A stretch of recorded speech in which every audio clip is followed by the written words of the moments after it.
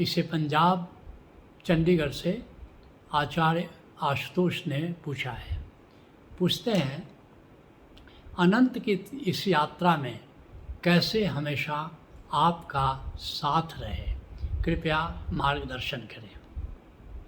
रामकृष्ण परमहंस के जीवन की एक कथा है कि रामकृष्ण परमहंस खाने पीने के बड़े शौकीन थे और माँ शारदा जब भोजन की थाली लेकर आती थी तो अपने बिस्तर से उठ करके दौड़ पड़ते थे, रास्ते में ही थाली ले लेते थे और वो खाना शुरू कर देते थे।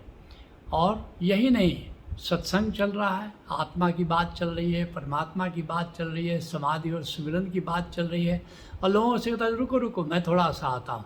वो किचन में चले जाते थे, शारदा क्या बना है, क्या क्या बना रही हो, मांगुर माछेर झोल कैसा बना है, और बहुत सारी चीज़ें जो जो बना है, और वहीं से कुछ न कुछ स्वाद लेना शुरू करते। और शारदा ने एक दिन कहा कि ठाकुर ये शोभा देता है, वो सत्संग चलता है तुम्हारा और परमात्मा की बात और आत्मा की बात, और तुम यहाँ बीच में आके मांगुर माछेर झोल की बात करने लगते हो, ये शोभा देता है। रामकृष्ण परमहंस ने अद्भुत बात कही, बोला कि देखो मैं तो यहाँ से विदा हो चुका हूँ, मैं संसार में हूँ नहीं, ये तो स्वाद के खूंटे से अपनी चेतना को हमने बांध रखा है, और जिस दिन खाना देख करके मैं विमुख हो जाऊँ, समझ लेना कि रामकृष्ण के जाने के दिन आ गए। और एक दिन ऐसा हुआ, माँ शारदा भोजन की थाली लेकर के जाती है और रामकृष्ण बिस्तर पर लेटे हैं, थाली को देखते हैं और मुंह मोड़ लेते हैं। शारदा को उनकी बात याद आती है और थाली वहीं गिर जाती है, रोने लगती है। उसकी रुलाई सुनकर आश्रमवासी आ जाते हैं, पूछते क्या हुआ। माँ शारदा ने कहा कि अब रामकृष्ण के जाने के दिन आ गए। सब लोग रोने लगते हैं और फिर रामकृष्ण उठते, कहते तुम लोग सब रो क्यों रहे हो, अरे मैं कहाँ जाऊँगा, मैं यहीं रहूँगा, इन हवाओं में, इन फिजाओं में, इस आकाश में, इस बाताश में, जाना कहाँ है। तो सच कहो तो जब कोई सद्गुरु जाता है तो जाता कहाँ है, विदेह होने के बाद भी वो अपने लोगों की मदद करता है। इसलिए मैं तुमको बताऊं कि अपने जिम्मेदारी से सद्गुरु कभी मुंह नहीं मोड़ता, कभी नहीं। मैं तुमको बताऊं, एक बाबा भजन ब्रह्मचारी थे, मुझे बहुत प्यार करते थे। तो मैं गया तो बाबा भजन ब्रह्मचारी, एक बंदा आया, चटर्जी नाम था, धनबाद से ही था, मैं उसको जानता था। उसने कहा कि बाबा मुझे आप अपना शिष्य बना लीजिए। बाबा ने कहा भाग यहाँ से, तो आदमी ठीक नहीं है, और उसको भगा दिया। जब वो चला गया तो मैंने कहा कि बाबा इस आदमी को मैं जानता हूँ और इतने भाव से आया, आपका शिष्य बनने के लिए आया, तो आपने भगा दिया। तो कहा कि ये बहुत बदमाश है।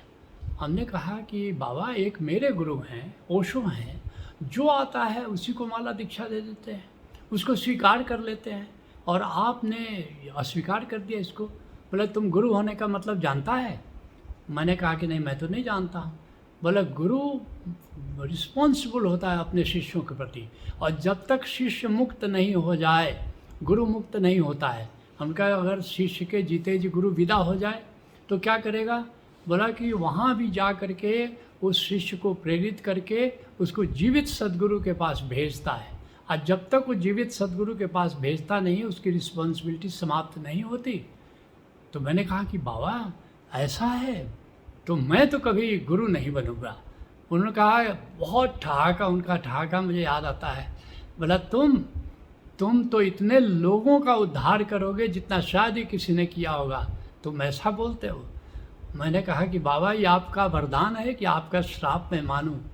तो ये बात उनकी बिल्कुल अक्षरता सत्य है, और इसीलिए ओशो कहते हैं कि विदेह गुरु, देह छोड़ने के बाद उसको विदेह गुरु कहते हैं, परम गुरु कह लो, वो अपने शिष्यों के लिए हमेशा उपलब्ध होता है, हमेशा उपलब्ध होता है। लेकिन कहते हैं ओशो कि मेरे रहते रहते अगर तुम परम ज्ञान को उपलब्ध नहीं हुए तो तुम जीवित गुरु खोज लेना, जीवित गुरु खोज लेना। क्यों? क्योंकि उसी गुरु के माध्यम तुम उसी गुरु से जुड़े रहो, अपने जीवित गुरु से जुड़े रहो, लेकिन मैं अपनी मदद तुम्हें जारी रखूँगा और निश्चित रूप से तुम उपलब्ध होगे। कहते हैं गुरु साहिबान भी कहते हैं गुरु गुरु एको भेख अनेक। और भेख अनेक अनेक भेखों में आता है, कभी कबीर के भेष में, कभी दादू के भेष में, कभी दरिया के भेष में, लेकिन उसके भीतर गुरु सत्ता जो काम करती है वो तो गोविंद ही काम करता है।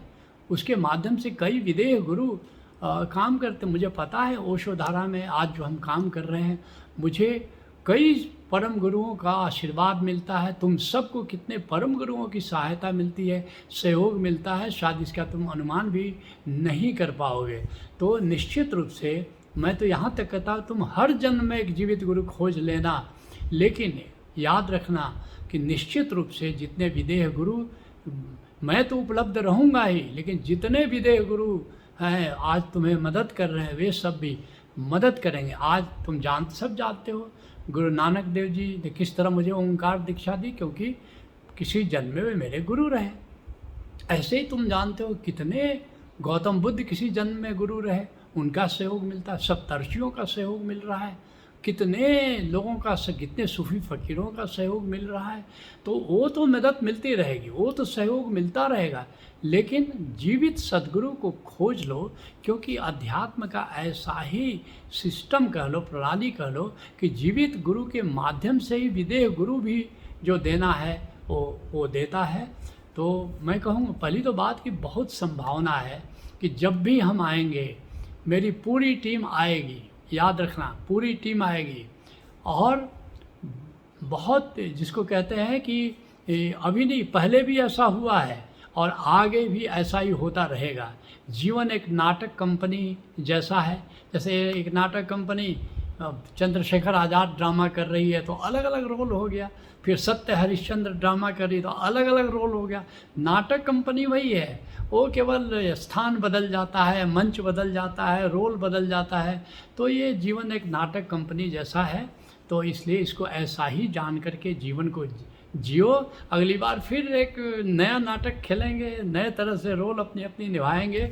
और मुझे गाइड फिल्म का ये गीत तो तुमने सुना होगा, मुझे बहुत प्रिय है। मैं इस गीत के माध्यम से तुमसे अपना संदेश देना चाहूँगा। तेरे मेरे सपने अब एक रंग है, जहाँ भी ले जाए राहें हम संग हैं। लाख मना ले दुनिया साथ न ये छूटेगा, आके मेरे हाथों में हाथ न ये छूटेगा। ओ मेरे जीवन साथी तेरे मेरे सपने अब एक रंग है।